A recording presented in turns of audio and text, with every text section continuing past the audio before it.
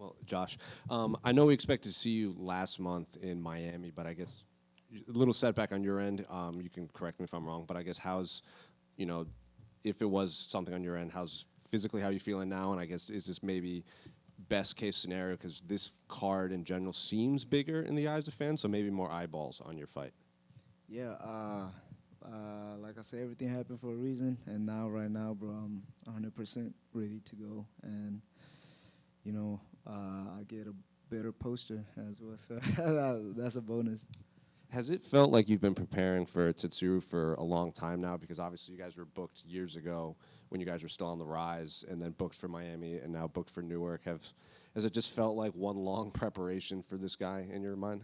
Well, the first time they booked us, it was kind of like a short notice for me, so I didn't really have time to like prepare for him. But yeah, now it's like what I got 12 weeks. You know what I mean? So yeah, it's a long camp for him. Is that?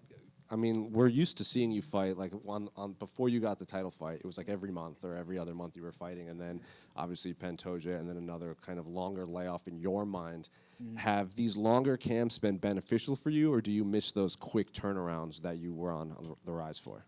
Now that we have like a longer camp, like I have time to recover and stuff like that. So we really have time to, work on more techniques and recovery as well. So my body is like, I think I'm getting stronger and things like that. Yeah. Was there fear that maybe they would try to keep Taira on that Miami card for an interim fight, or were you hoping that they would just kind of keep this matchup and just kind of change the date? Nah, man. When Hunter called me, man, I wanted. I was like, yeah, I wanted like the next month. Just just give me like a couple more weeks and we can run it. And you know what I mean. Shout out to Hunter and the UFC for rescheduling it like a lot sooner. You know what I mean. What do you make of his skill set as a whole? Because just from the outside looking in, he has a very maybe unorthodox takedowns. Like he has that back mount that he kind of drags people down. He uses his weight really well. He says on the countdown he has better jiu-jitsu than you, and that's where he can probably shine. So I guess where do you make of his skill set as a whole? Yeah, I think he's a well-rounded guy. He everybody know him from his ground, but he do have a little bit of striking too. And like most of his fight, man, I don't know why people are dumb and trying to take him down. Like I think that's the mistake that they make. If he's better than you on the ground, then why trying to go to his game and things like that. So come Saturday night, I'm gonna make him play my game, and if we go to the ground, then we beat him there too.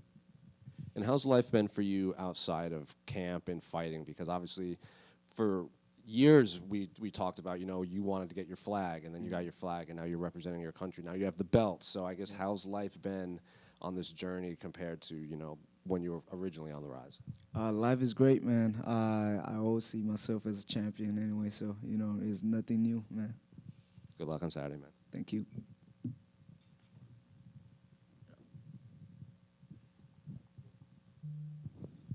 Do you believe the fight against Ray Saruya prepared you for the fight against Tatsuro at all? Yeah, every fight prepared me for this moment. I think Tatsuro and Ray Saruya is two completely different fighters. So right now, man, it's just Tatsuro. Yeah.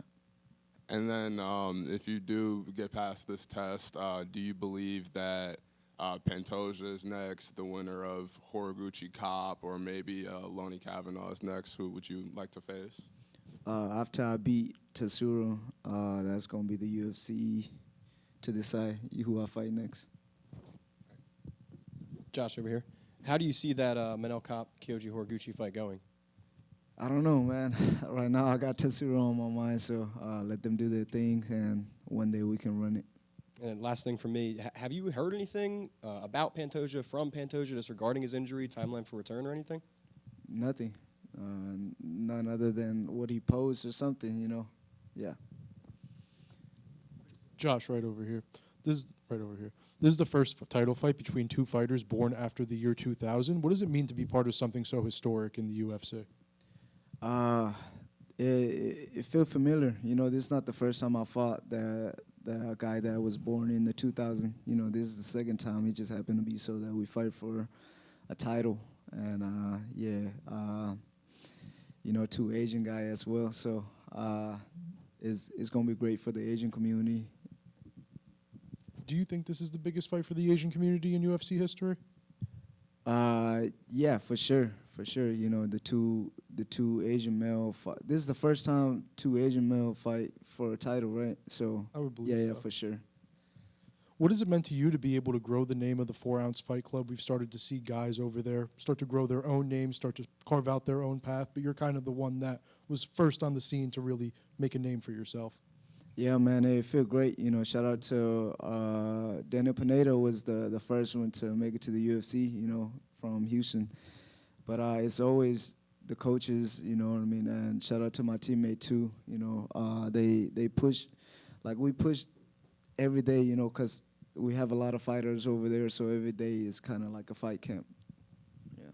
I've seen people still kind of berating you in the comments for the way you won the title, even though, like you said, Pantoja should have just fell the right way. Yeah. Does it annoy you at all, or are you kind of just over it and just kind of block out all that negative energy? Man, I love it, you know, right? It kept me up there. It kept me out there, so you know what I mean? It got people talking, so I think that's a good thing. Just curious, Joshua. I know, like on this run to the title, you've really prided yourself as the guy who's always active and make quick turnarounds and stuff. And I know you said your team kind of had to convince you not to fight in the previous month. Like, how challenging was that for you, just knowing that that's your mindset, like you show up no matter what?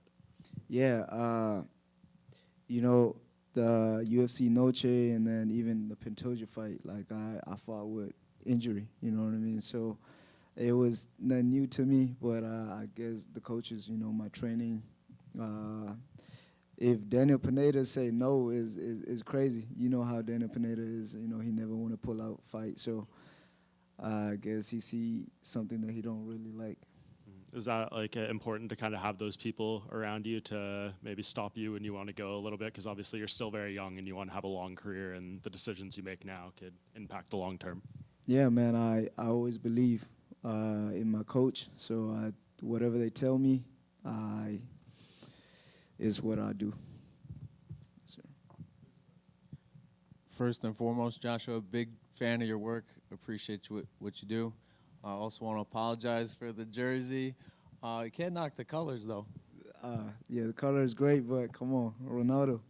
My boy Calvin's a Ronaldo guy, Let's too.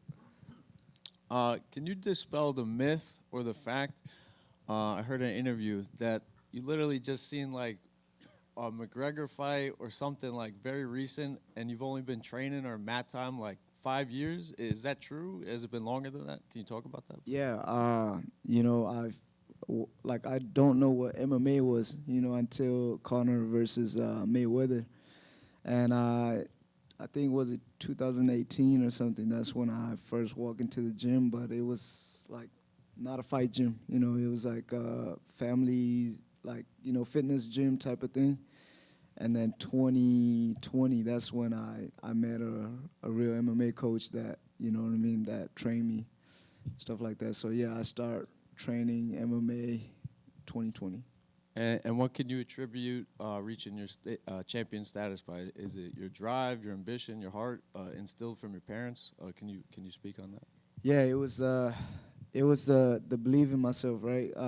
And you know, my auntie is a big part of my life, because when I first told him that I want to fight, she already talked to me as I was a world champion, and I haven't even start the training. You know, she was like, start watching interviews and all this other stuff, so that one day when you become a champion, you know how to talk in front of people and things like that. So shout out to my auntie, you know, yeah.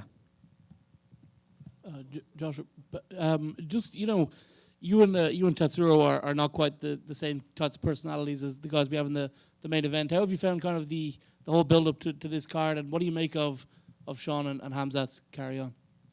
Yeah, I don't know about the main event, but, you know, I just have Tatsuro on my mind. And, yeah, I'm just excited for the fight day. Has this week been any different? Like, obviously, I know that those guys have this big security and everything. Have you noticed anything, like, around the hotel, that it's been a a different week, or that there's been sort of hyped up security and all of that? No, I feel the same to me. Yeah, I don't feel no different. Thank you. Thank you. All right, thank you.